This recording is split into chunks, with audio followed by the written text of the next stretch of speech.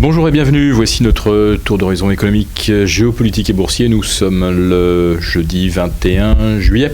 Et pour comprendre comment tourne la planète finance, c'est sur la bourse au quotidien et nulle part ailleurs. Et l'épisode du jour s'intitulera assez naturellement « Plus c'est pire, plus c'est meilleur ».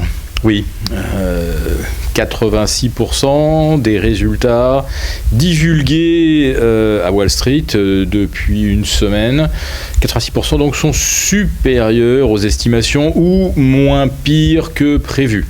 Alors je vous le dis tout de suite, c'est un record historique puisque la moyenne c'est entre 63 et 66% de résultats qui s'avèrent supérieurs aux attentes. Des attentes souvent minorées. Là, on peut retirer l'adverbe souvent pour le remplacer par systématiquement. Bref, c'est toujours la même escroquerie intellectuelle.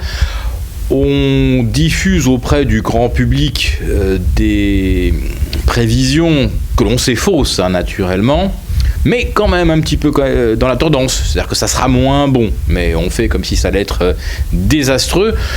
Double avantage.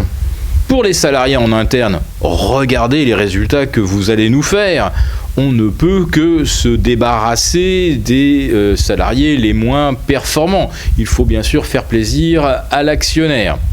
Et puis l'actionnaire, lorsqu'il voit les résultats, il se dit « youpi, c'est meilleur que prévu ». Non, le vrai actionnaire initié, il ne se dit rien de tout cela, puisque avant même que les résultats paraissent, nous avons des actions qui sont déjà au plus haut historique.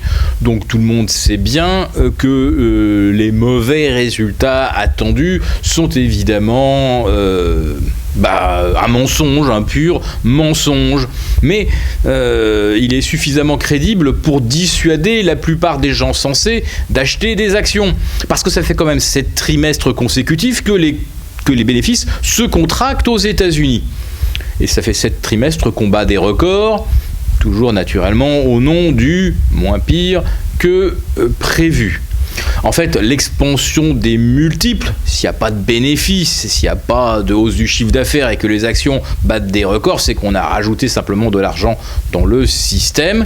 Et cet argent dans le système, eh bien, c'est lui qui fait tout, évidemment. D'où, on va dire, le côté un petit peu décisif de l'intervention de M. Draghi ce jeudi. Oui, parce que depuis le début de la semaine, on nous fait monter les indices européens, baisser l'euro sur l'anticipation d'un discours accommodant où il sera question, en cas de besoin, de nouvel abaissement du taux des prises en pension, de moins 0,4 à moins 0,5. Alors le moins 0,4 commence à être un petit peu ennuyeux pour M. Draghi, puisqu'il y a déjà pratiquement 30% d'emprunts qu'il ne peut plus acheter à travers l'Europe. S'il va à moins 0,50, eh bien, ça lui redonnera 2 ou 3 mois de ballon d'oxygène pour acheter du papier sans trop tirer sur les cours. Et puis, il y a le quantitative easing. Passer de 60 à 80, pourquoi pas le passer de 80 à 100 si jamais le Brexit devait mal se dérouler. Mais en fait, on vient presque de s'acheter 6 mois de tranquillité, puisqu'à l'issue de la rencontre entre Mme Merkel et Theresa May, première ministre du Royaume-Uni, eh bien, les deux dames ont convenu qu'il ne fallait pas précipiter les choses et qu'il fallait probablement se donner au moins jusqu'à la fin de l'année pour entamer le processus dans de bonnes conditions après avoir pesé le pour, le contre, etc. Monsieur Hollande n'est pas du tout sur la même ligne. Il l'avait déjà dit dès le 24 juin dernier, il faudra aller vite, ne pas faire traîner.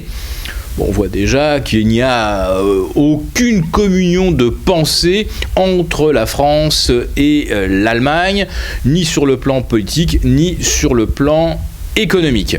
L'Allemagne qui continue d'ailleurs de dégager des excédents historiques, alors que la France a toujours autant de mal à, on va dire, sauver ses équilibres par une capacité exportatrice qui pourtant existe. On a des produits de luxe en pagaille, on a des fournisseurs de services informatiques, d'ingénierie qui sont très performants, mais tout cela ne suffit toujours pas à rééquilibrer notre balance. Alors aux États-Unis, la balance, ça, on s'en fiche, mais alors complètement. Tout ce qui compte aux États-Unis, pour l'instant, c'est d'avoir le sentiment que la Fed peut encore tirer sur quelques leviers. Et ce levier, bien sûr, c'est l'hypothèse d'une hausse de taux d'ici la fin de l'année, après les élections présidentielles américaines. La Fed reprend quelque part la main, alors qu'on n'envisageait plus de hausse de taux avant fin 2007, début 2018. Voilà donc qu'à l'horizon décembre, on pourrait imaginer que la Fed puisse encore donner le tempo au marché. Mais c'est sans compter naturellement sur les élections américaines, avec des programmes économiques et fiscaux absolument délirants du côté de monsieur Donald Trump. Mais plus c'est délirant, plus ça plaît. Quant à Madame Clinton, eh bien elle ne cesse de donner des gages à Wall Street, même si de temps en temps elle leur reproche leur avidité, leur malhonnêteté. Mais bon, quand on touche 700 000 $ de la part de Goldman Sachs, on ne vient pas faire la leçon de moralité aux brokers new-yorkais.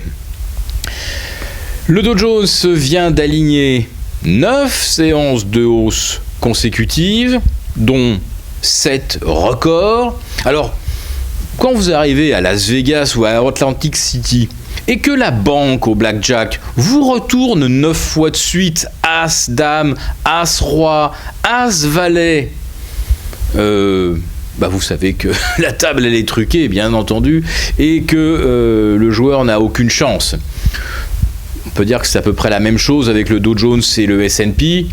On en est maintenant à 11 séances de hausse sur une série de 13. En fait, depuis le Brexit, c'est simple. Il y a eu 2 séances de baisse, donc post-Brexit. Il y a eu 2 séances de consolidation à plat sur le S&P. Mais depuis le Brexit, ce ne sont que des hausses. Autrement dit, depuis le Brexit, tout va mieux. Depuis le coup d'État manqué, entre guillemets, en Turquie, dont on voit très très bien aujourd'hui que tout était préparé naturellement. Maintenant que nous avons une Turquie totalement autocratique avec une livre turque qui s'effondre, eh bien là aussi, tout va mieux, c'est évident. Alors que les attentats survenus en France ont entraîné une riposte et la mort de nombreux innocents au Proche-Orient, tout va mieux, naturellement.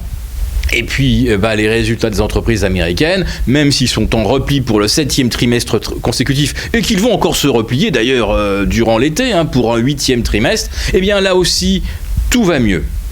D'où le titre de cet épisode. Voilà, donc nous sommes évidemment dans une ère de mensonges, de fausseté, d'escroquerie intellectuelle, de faux monnayage.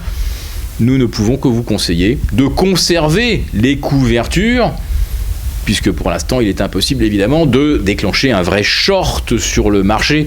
Mais vraiment, si on pouvait shorter ce monde du moins c'est meilleur et plus ça monte, eh bien nous le ferions évidemment très volontiers.